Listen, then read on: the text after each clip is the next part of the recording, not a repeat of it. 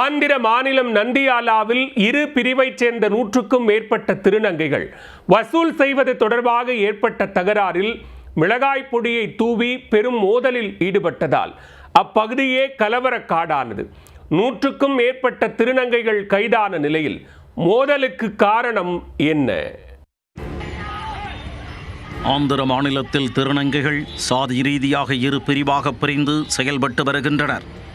பண்யம் என்ற பிரிவினர் ஒரு சமூகமாகவும், நந்தியால் என்ற பிரிவினர் மற்றொரு சமூகமாகவும் பிரிந்து வாழ்ந்து வருகின்றனர்.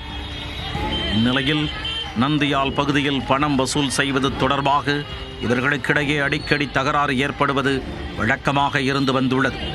நீண்ட காலமாக இவர்களது தகராறு தொடர்ந்து வரும் நிலையில் பண்யம் சமூகத்தைச் சேர்ந்த திருநங்கைகள் நந்தியாலாவில் பணம் வசூலிக்கும் செயலுக்கு நந்தியால் பிரிவைச் சேர்ந்த திருநங்கைகள் கடும் எதிர்ப்பு தெரிவித்து வருகின்றனர்.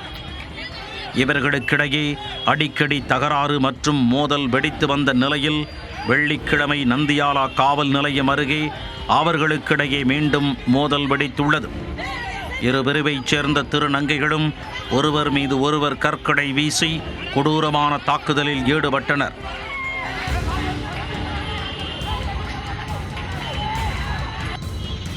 அப்பொழுது ஒரு பிரிவினர் மிளகாய் பொடியை எடுத்து வந்து எதிர்தரப்பினரின் கண்களில் தூவி பெரும் ரகளையில் ஈடுபட்டனர்.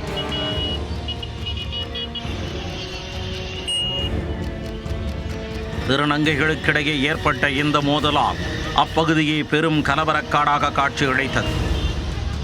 இதனையடுத்து போலீசார் தடியடி நடத்தி திருநங்கைகளிடையே ஏற்பட்ட கலவரத்தை கட்டுப்படுத்தினர்.